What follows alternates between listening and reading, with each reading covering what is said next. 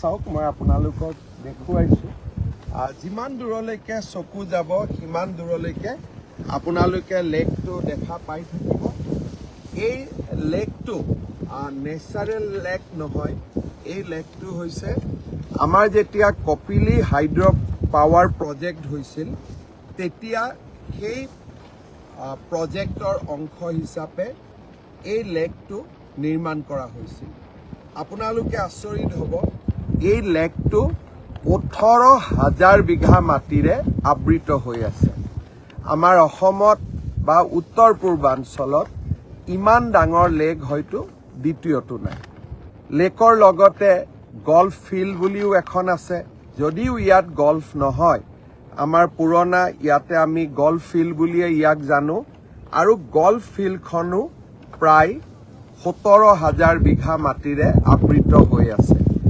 যেতিয়া আপোনালোকে কেতিয়াবা ডিমা হাছাওলৈ আহিব, উমৰাংচুলৈ আহিব, এই লেকৰ প্ৰাকৃতিক মনোমোহা দৃশ্যই আপোনালোকৰ মন আকৰ্ষণ কৰিব। আৰু সঁচাকৈয়ে মই আজি ৰাতিপুৱা উমৰাংচুলৈ আহিছিলোঁ, মোৰ যাবৰ কাৰণে মনত ইচ্ছাই হোৱা নাই যে মই ইয়াৰ পৰা ঘূৰি যাওঁ।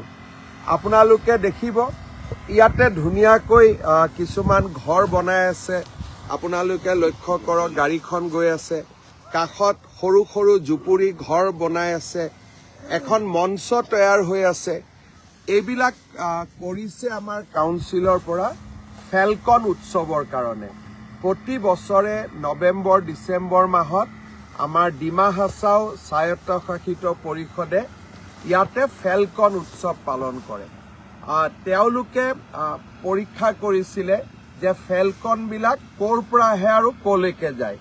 তেওঁলোকে GPS টেগ লগাই দিছিলে চৰাই ফেলকনক, আৰু তাৰ পৰা গম পাইছিলে যে এই ফেলকনবিলাক এই লেকলৈকে আহে সাউথ আফ্ৰিকাৰ পৰা, আৰু তেওঁলোকে ইয়াত কিছুদিন কটাই পুনৰ সাউথ আফ্ৰিকালৈকে উভতি যায়। আৰু এই ফেলকন ইয়াতে আহে, শান্তিত বিশ্ৰাম কৰে, আৰু সেইকাৰণে আমাৰ ডিমা হাছাও কাউন্সিলে ইয়াত ফেলকন উৎসৱ পালন কৰে।